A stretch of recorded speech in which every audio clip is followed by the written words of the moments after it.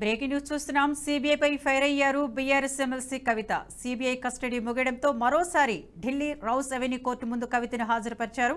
ఈ సందర్భంగా కోర్టుకు వెళుతున్న సమయంలో ఆమె మీడియాతో మాట్లాడుతూ వెళ్లారు. ఇది సిబిఐ కస్టడీ కాదని బీజేపీ కస్టడీ అంటూ సంచలన వ్యాఖ్యలు చేశారు. బయట బీజేపీ నేతలు ఏం మాట్లాడుతున్నారో సిబిఐ అధికారులు కూడా అవే ప్రశ్నలు అడుగుతున్నారని తెలిపారు. గత 2 ఏళ్లుగా అడిగిందే అడుగుతున్నారని, కొత్త ప్రశ్నలు ఏమీ అడగడం లేదని విమర్శించారు కవిత. సిబిఐ కస్టడీ కాదు, బీజేపీ కస్టడీ. బయట బీజేపీ వాళ్ళు మాట్లాడేది లోపల సిబిఐ వాళ్ళు కూడా అడుగుతున్నారు. అడిగింది అడుగుతున్నారు. 2 ఏళ్ల నుంచి నథింగ్ న్యూ.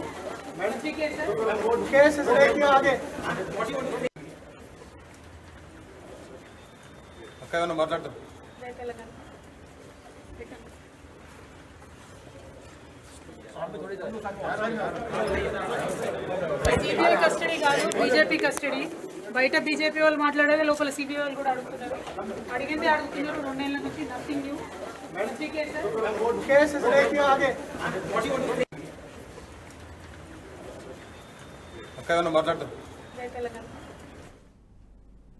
ఇదిలా ఉంటే ఢిల్లీ లిక్కర్ స్కామ్ కేసులో ఎమ్మెల్సీ కవితకు షాకుల మీద షాకులు తగులుతున్నాయి. కవిత కస్టడీ ముగియడంతో కోర్టులో హాజరుపరిచిన సిబిఐ అధికారులు కస్టడీ పొడిగించాలని కోరారు.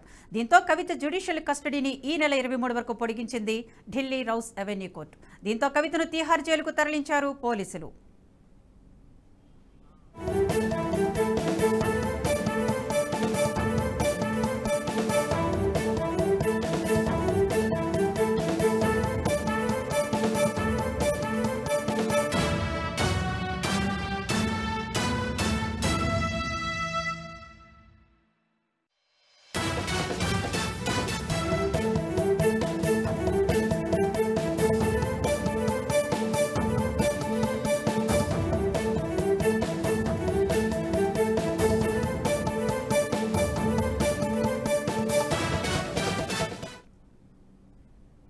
అయితే ఎమ్మెల్సీ కవిత మీడియాతో మాట్లాడడంపై ఢిల్లీ స్పెషల్ కోర్టు జడ్జి తీవ్ర ఆగ్రహం వ్యక్తం చేశారు.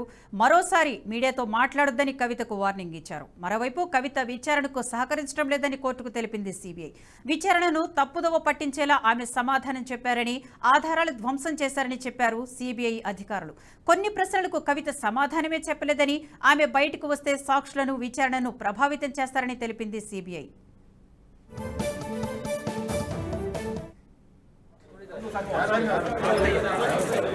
సిబిఐ కస్టడీ కాదు, బీజేపీ కస్టడీ.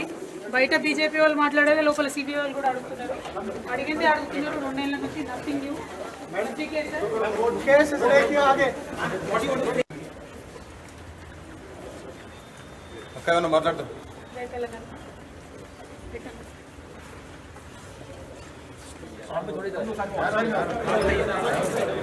సిబిఐ కస్టడీ కాదు, బీజేపీ కస్టడీ. బయట బీజేపీ వాళ్ళు మాట్లాడేది లోపల సిబిఐ వాళ్ళు కూడా అడుగుతున్నారు. అడిగింది అడుగుతున్నారు. 2 ఏళ్ల నుంచి నథింగ్ న్యూ.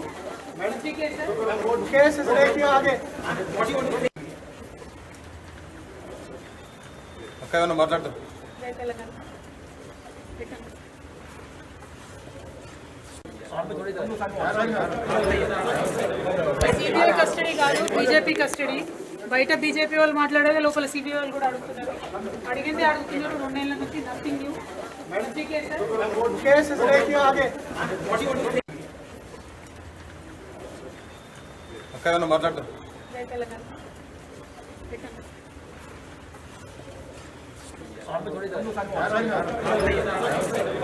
సిబిఐ కస్టడీ కాదు, బీజేపీ కస్టడీ.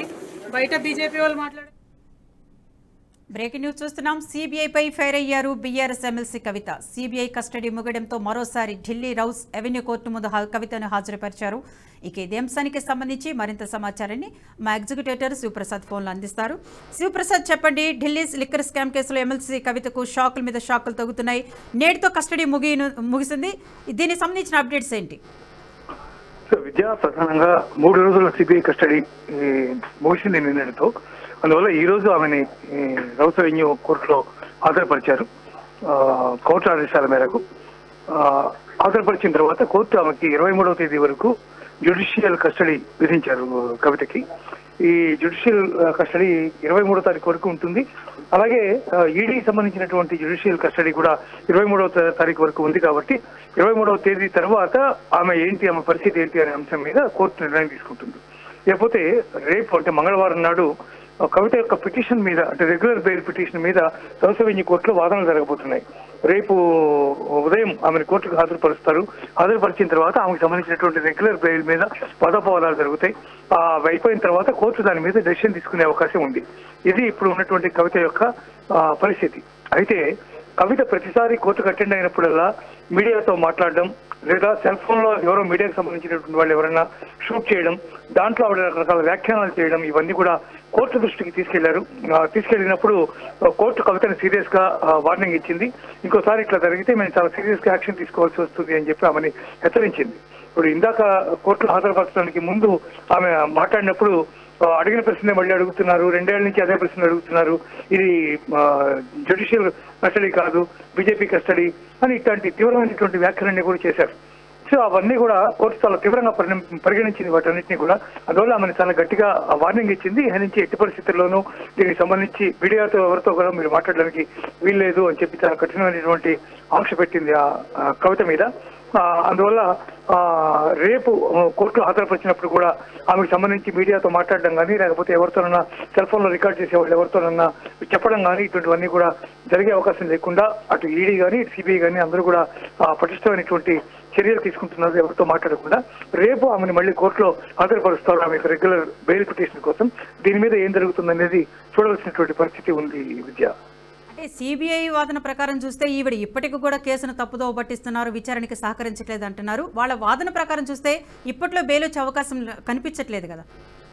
అంటే ఆమె వాస్తవాలు చెప్పాలి. వాస్తవాలు చెప్పి ఏం జరిగింది, నిజంగా ఏమైంది, తను ఎంతవరకు ఇన్వాల్వ్ అయి ఉన్నాను లేకపోతే ఇవన్నీ కూడా ఆమె చెప్పాల్సింది. నిజానికి కొరాపరేటివ్ ఎవిడెన్స్ పక్కన ఉంది. అనేక మంది దీనికి సంబంధించినటువంటి అరెస్ట్ అయిన వాళ్ళు కానీ అరెస్ట్ బెయిల్ మీద ఉన్నవాళ్ళు కానీ ప్రభుత్వానికి పోలీసుకి అప్రూవర్ గా మారినటువంటి వాళ్ళు కానీ చాలా మంది ఉన్నారు. వాళ్ళందరూ కూడా అనేక రకాల అంశాలు దీంట్లో ప్రస్తావిస్తున్నారు, అనేక అంశాలు చెబుతూ ఉన్నారు చాలా క్లియర్ గా. ఈ విధంగా జరిగింది, సౌత్ గ్రూప్ ఇట్లా ఏర్పాటు చేశాం, ఫలానా చోట మీటింగ్స్ జరిగినాయి, హైదరాబాద్ లో ఫలానా మీటింగ్స్ జరిగినాయి, ఢిల్లీలో ఫలానా మీటింగ్స్ జరిగినాయి, తదితర అంశాలన్నీ కూడా వాళ్ళు సిబిఐకి కానీ ఈడీకి కానీ అందరికీ ఇప్పటికీ అందజేసినటువంటి పరిస్థితి. ఇలాంటి నేపథ్యంలో కవిత కనీసం సహకరించకపోవడం లేకపోతే వాస్తవాలు చెప్పకపోవడం అనేది కోర్టు దృష్టికి సిబిఐ తీసుకొచ్చింది. మాకు ఏమాత్రం కూడా సహకరించట్లేదు, విషయాలు చెప్పడం లేదు అని చెప్పి కోర్టుకు చెప్పింది. తద్వారా దాని ఇంపాక్ట్ డెఫినెట్ గా ఆమె యొక్క బెయిల్ పిటిషన్ మీద తప్పకుండా పడేటటువంటి అవకాశం ఉంది. ఈమెను కనుక ఇప్పుడు బయటికి బెయిల్ ఇచ్చి కనుక బయటికి పంపిస్తే డెఫినెట్ గా ఈవిడ సాక్షుల్ని ప్రభావితం చేసే అవకాశం ఉంది అనే అభిప్రాయాన్ని సిబిఐ చాలా గట్టిగా వ్యక్తం చేసినటువంటి నేపథ్యంలో కోర్టు కూడా దాన్ని ఎట్లా తీసుకుంటుంది అనేది మనం చూడవలసినటువంటి పరిస్థితి ఉంది. బెయిల్ వస్తుందా రాదా అని చెప్పడానికి అంటే మనం చెప్పలేము. దాని గురించి కేవలం కోర్టు మాత్రమే దాన్ని డిసైడ్ చేయాలి. ఉన్న పరిస్థితుల్ని బట్టి కనుక చూసినట్టయితే కొరాబరేటివ్ ఎవిడెన్స్ కానీ లేకపోతే సిబిఐ ఈడీ చేస్తున్నటువంటి వాదనలను కనుక మనం చూసినట్లయితే మాత్రం డెఫినెట్ గా ఆమె తిరస్కరించే విధంగా మనకు కనిపిస్తుంది బయటికి. కానీ నిజానికి ఆ నిర్ణయం కోర్టు తీసుకోవాల్సి ఉంది. కోర్టు అప్పటి పరిస్థితుల మీద వాళ్ళ యొక్క లాయర్ల యొక్క వాదన మీద సిబిఐ ఈడీ చేసేటువంటి వాదనల మీద వీటన్నిటి మీద ఆధారపడి కోర్టు నిర్ణయం తీసుకుంటుంది. కాబట్టి రేపటి వరకు దాని మీద మనం ఎటువంటి డెసిషన్ చెప్పే అవకాశం లేదు. అంటే జనరల్గా ఒక పర్సన్ అరెస్ట్ చేసినప్పుడు పోలీస్ కస్టడీ తీసుకుంటాడు. ఈవెన్ ఈడీ కానీ సిబిఐ కానీ పోలీస్ కస్టడీ కాకుండా జ్యుడిషియల్ కస్టడీకి ఎందుకు తీసుకుంటున్నారు? జ్యుడిషియల్ కస్టడీ కాదు, వాళ్ళు ముందు పోలీస్ కస్టడీ కాదు, ఇద్దరు కూడా విడివిడిగా తీసుకున్నారు కదా. ముందు ఈడీ అరెస్ట్ చేసినప్పుడు ముందు వారం రోజులు తీసుకుంది, తర్వాత ఇంకొక 3 రోజులు తీసుకుంది కవితని. అలాగే కేజ్రీవాల్ని కూడా తీసుకుంది.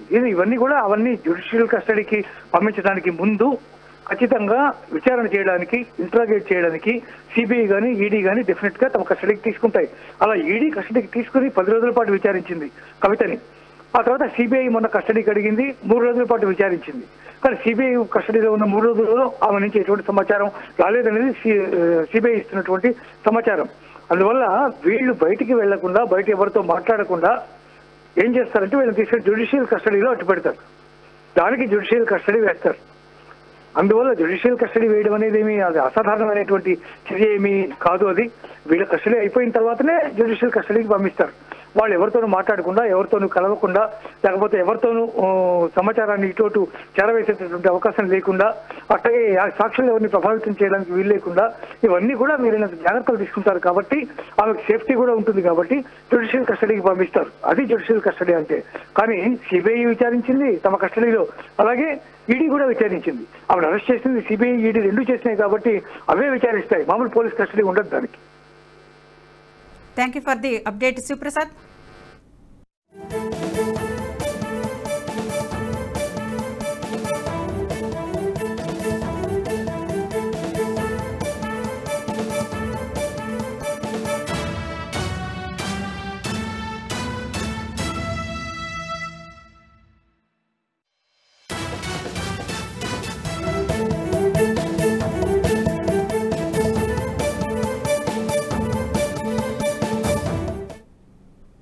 ఈ వీడియో మీకు నచ్చినట్టయితే లైక్ చేయండి, 10 మందికి షేర్ చేయండి. అలాగే కామెంట్ల రూపంలో మీ అభిప్రాయాలను మాతో పంచుకోండి. Nationalist hub group of channels ను సబ్స్క్రైబ్ చేసుకుని తెలుగునాట జాతీయవాద జర్నలిజాన్ని ప్రోత్సహించండి. ఈ వీడియో కింద ఉన్న బెల్ ఐకాన్ పై క్లిక్ చేయడం మర్చిపోవద్దు.